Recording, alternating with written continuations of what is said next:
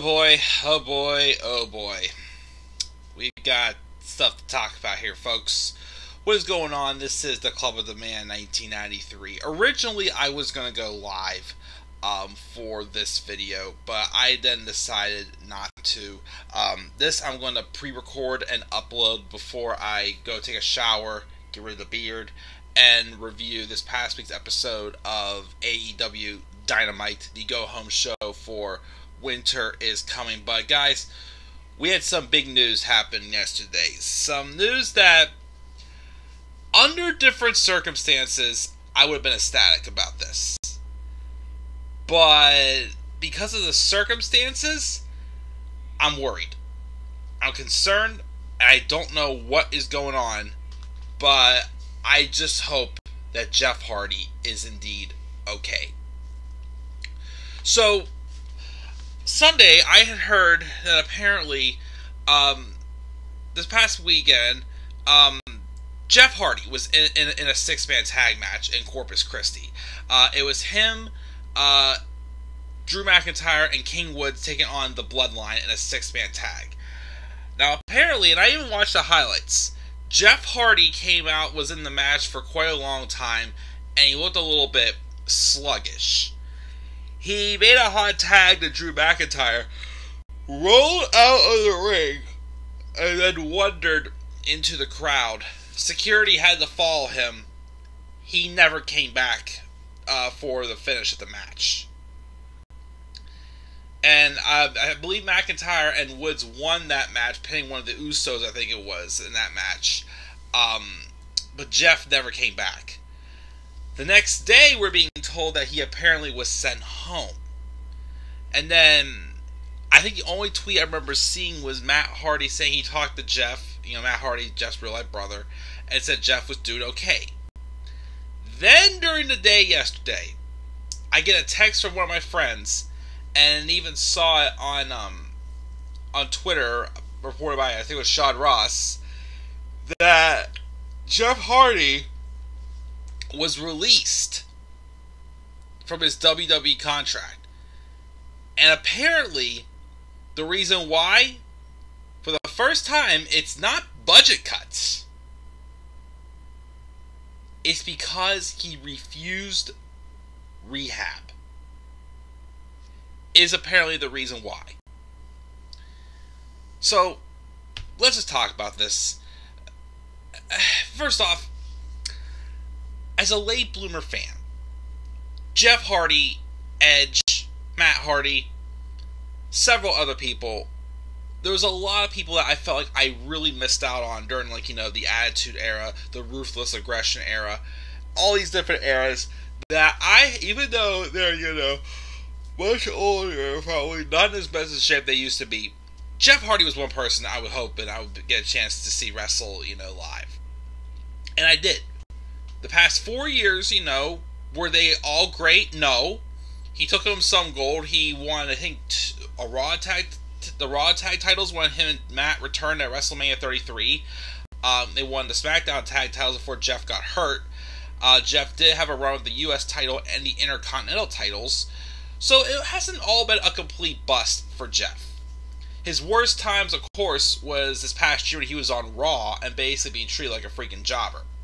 They basically kissed Jeff's butt just to get him to stay, and he mainly signed so that way when fans came back, they would bring back no more words.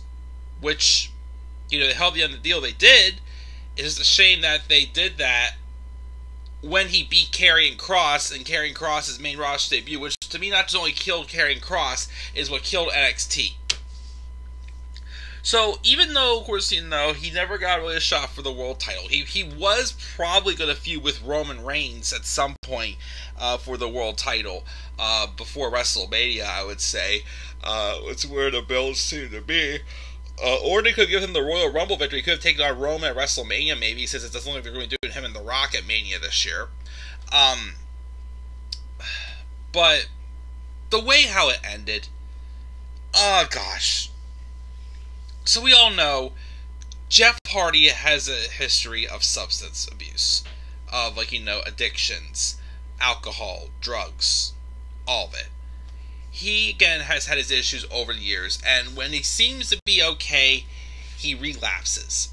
There was, of course, 2009 when he had left when having issues, and then, he got out of it. But then 2011, he got back into it again, and he even showed up for his match against Sting, and just, they had to call an audible and basically just, like, end the match in 2 minutes, and Sting had to go home, basically won the TNA title, but again, it was a very, dark mark on the company, for sure. Of course, we watched their 24 documentary, and they came back at the WWE WrestleMania 37, had a great moment winning the Raw tag titles. But then once or twice, Jeff has, been arrested or something, and it's like, uh-oh, Jeff, don't do it again. But it seemed like he, snapped out of it, but I don't know what happened here. I really don't know what happened here. All I heard is that when Jeff got sent home Saturday night, according to Matt, he apparently had a rough night, but he was okay. And then he refused rehab. From what I can hear. Sources are saying he refused rehab. Even though he's refusing rehab, the Hardy family's saying that Jeff is okay. And he's fine. Even though I don't know if that is the case. Again, I was hoping Jeff would not have re-signed last fall. Because I wanted to see him go to AEW. He deserved to end his career with Matt. Matt left WWE, didn't re-sign last year because, he felt he still had some time left, but he felt that he wanted to go somewhere where he could contribute more, and he just really wasn't contributing much at all in WWE. Of course, he let his contract run out. Yeah, they wrote him off, but he at least let his contract run out. Jeff, though, re-signed and stayed. And I think the big goal for Jeff Hardy was that him come back to WWE was like his last chance. I just heard that recently. And I just hate the fact that it's basically ending exactly how it did the first time through. It just hurts. And then, to top it all off, and let me say this first. Love Jeff Hardy. Huge fan of him. I'm not going to look down on him for his, his addictions and such. Because my honest opinion about people who deal with, addictions, depression, anything else that just, really, just affects you in some ways mentally, mental health in general. I personally feel like, even though, you try to be there for those who deal with, those problems, I personally feel like that you also got to remember at the same time is that you can't completely put your shoes into theirs. You can't completely understand, what bothers them and what keeps them in this dark cloud. And I feel like that's unfortunately the problem with Jeff Hardy. He's battled, through his addiction several times, but obviously, I'm pretty sure he would decline rehab because he's probably frustrated because, he keeps going back to it. Of course, WWE, which I respectfully would say this, didn't want to deal with it. And, I kind of don't blame them also on the same side, but I still, am just concerned for Jeff's own well-being and think nothing less of Jeff. But I just feel like you can't completely put your shoes into some people who deal with, stuff like, mental health and addictions and whatnot. It's sad, and you don't want to see them suffer, but like I said, the problem is the best you can do is just be there and listen to them. Unless you're like a professional or someone like that. I just feel like that you just always cannot put yourself in someone's shoes like Jeff Hardy. I will say that, I wish he was leaving on better terms and heading to AEW, but I don't want to see him go to a ring right now. I want to see him go to AEW or whatnot, because I just think, based off of what I've heard, I think obviously it's a time he needs to step back and focus on himself. He needs help. But I just don't know what's going to happen. Again, I'm definitely concerned for Jeff, especially, this release comes, right after he's quite possibly, don't know for sure, could have had a relapse. But, it's just sad. The guy's loved, he's a forever babyface. He will always love the Hardy Boys, well, especially Jeff. Matt, they love Matt also, but Matt, can definitely, play the villain side also, where Jeff is definitely, a purebred baby face. But yeah, I just hope Jeff's okay.